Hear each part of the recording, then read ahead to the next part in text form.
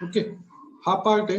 हा पार्ट तयार करताना आपल्याला माहिती की बेस आपल्याला याचा वापरावा लागणार आहे. हा बेस वापरायचा आणि मग पुढचं ड्रॉइंग आपण तयार करू शकतो. पहिला आपण बेस साठी चालू करूयात. ओके, बेस चालू करताना तुम्हाला कसं करावं लागेल? फर्स्ट ड्रॉइंग, तुमचं start, mechanical design, part design.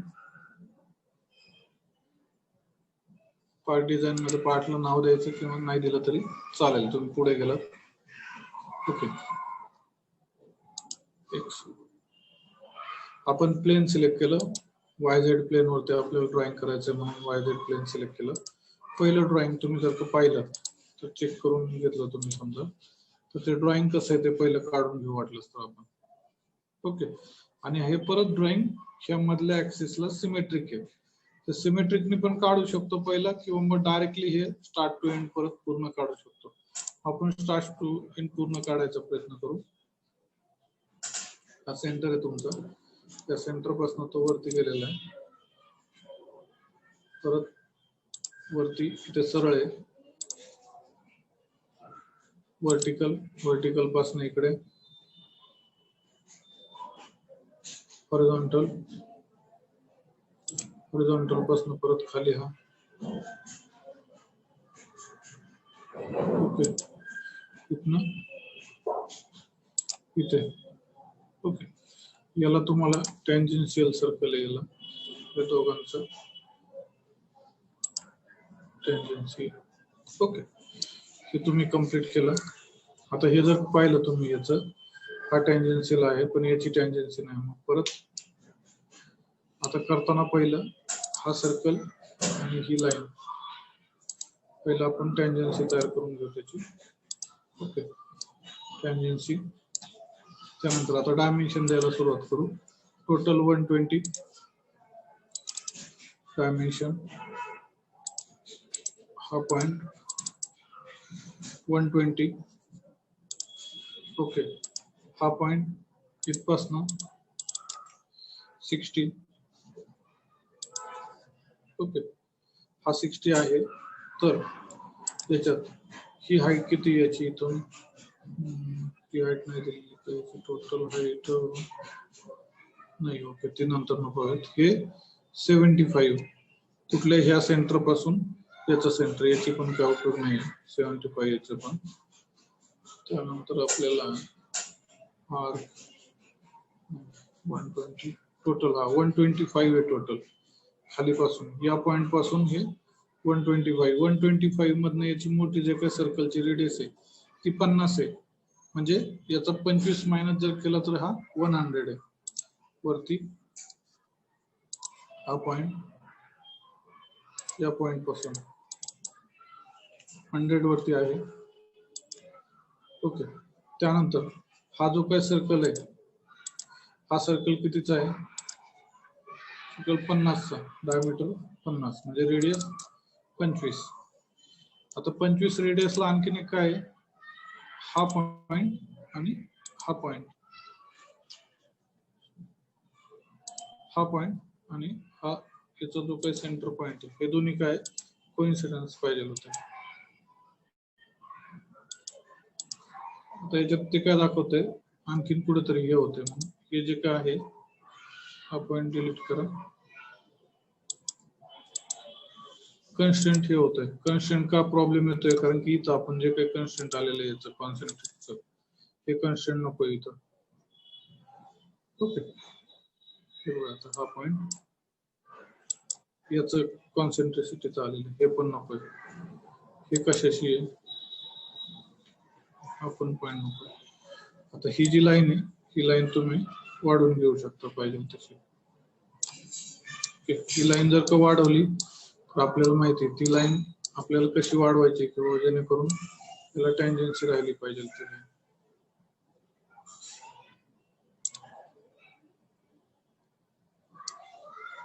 उंची हे होते का,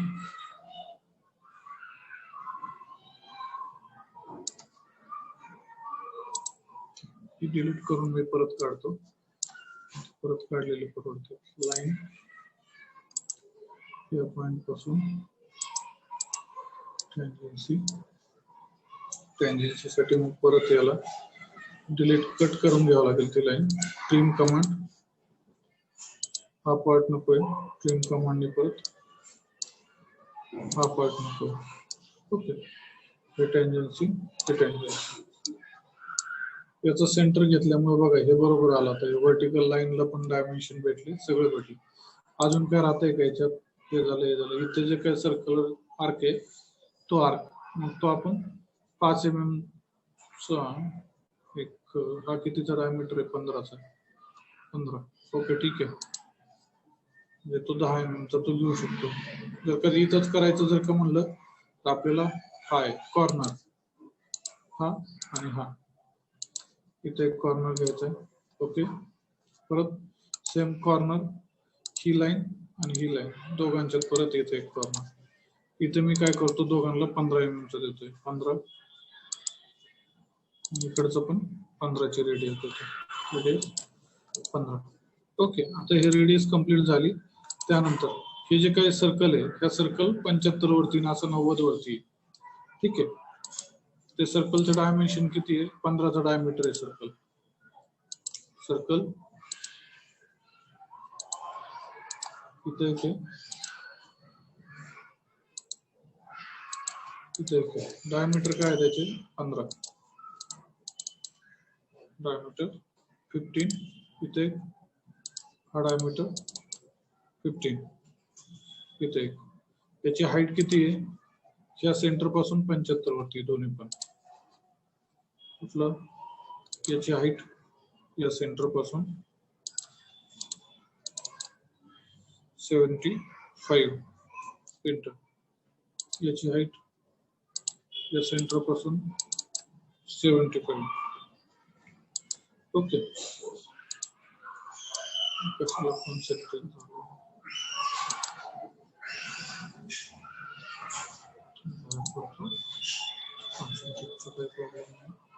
आता दोघांमध्ये डिस्टन्स 90चा आहे, म्हणजे सेंटर लाईन पासून 45 वरती दोन्ही पण. हा, इथपासून 45.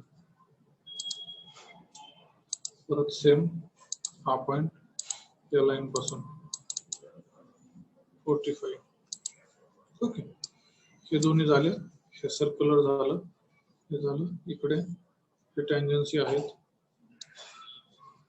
आय थिंक फिनिश झालेलं. फिनिश केलं. त्याच्यातनं बाहेर त्याची थिकनेस किती दिलेली आहे त्याच्यात? तर 20 mm. Pad command 20 mm. Okay, ठीक आहे, हे झालं. आता याच्यानंतर त्याचं जे पुढचं जे काही सर्कल आहे ते काढायचं आहे. ते किती? 50 डायमीटरचं सर्कल आहे त्या सेंटरला. परत इथे आलो, स्केचर, ह्या प्लेन वरती गेलो आपण. डायमीटर किती आहे? तिथंच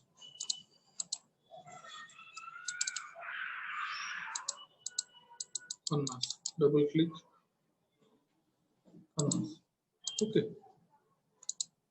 बाहेर आलो. याची टोटल लेंथ किती आहे? 70. 70 मधनं 20 गेलं म्हणजे ते किती? 50 mm पुढे. पॅड किती? 50 mm. ओके, हे झालं पुढे घेतलेलं.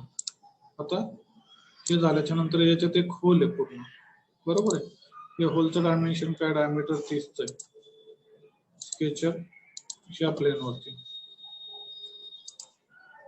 सेम सेंटरला डायमीटर फक्त 30चा करायचं आपल्याला.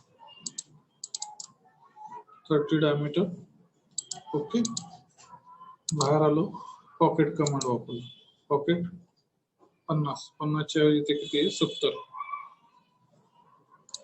ओके, थ्रू आउट होल झाला पूर्ण माझ्यापर्यंतचा हा होल. ओके, ही डायग्राम झाली. आता आपल्याला काय इथे? इथे एक रिब आहे. ओके, ही 10 mm थिकनेसची रिब आहे. ही रिब कशी काढायची? पॅड कमांडने नाही काढायची. बऱ्याच वेळेस काय होतं आपल्याकडनं की पॅड कमांडने ती काढली जाते, पण ती पॅडने न काढता डायरेक्ट रिब कमांडने काढता येते. रिब कमांड वापरण्यासाठी प्लेन, कुठल्या प्लेन वरती आता ते रिब काढावं लागणार आहे आपल्याला? तर या प्लेन वरती काढायची. ओके, इथं ती रिब आहे. रिब कमांड साठी मी फक्त काय करतो? एक लाईन काढून घेतो या पॉइंट पासून इथे येते. ओके, आता हा पॉइंट आणि ही लाईन ओके, तिथं वरती ते जॉईन केलेलं आहे मी. तर खाली त्याला तसंही डायमेन्शन कमीच आहे ना त्याचं, फक्त मी आतमध्ये घेतलं याला, त्याच्यातनं बाहेर पडलो ही लाईन आहे. ओके, रिप कमांड साठी तुम्हाला कमांड ही रिप कमांड आहे. रिप कमांड अप्लाय केली, प्रोफाईल कुठलं आहे ओके.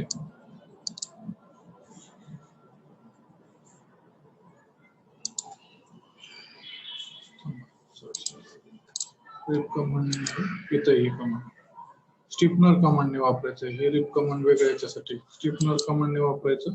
स्टिफनर कमांडने थिकनेस किती त्याची 10 mm ची आहे ओके. आणि सिलेक्शन कुठलं प्रोफाईल आहे, हे प्रोफाईल ओके. 10 mm साठी ते प्रोफाईल प्रिव्ह्यू ओके, डायरेक्टली तयार झाली स्टिफनर. आलं लक्षात? स्टिफनर कमांड इथे याच्यात इथं पहिलं कुठली कमांड होती तर ही होती सॉलिड कंबाईनची होती. सॉलिड कंबाईनच्या कमांड मध्येच खाली तुम्ही जर का पुश डाऊन केलं तर स्टिफनर कमांड आहे. स्टिफनर कमांडने तुम्ही फक्त एक लाईन काढली होती, त्या लाईनला डायरेक्टली मर्ज केलेलं आहे तुम्ही पूर्ण याच्यात ओके. हा पूर्ण पार्ट तयार झाला.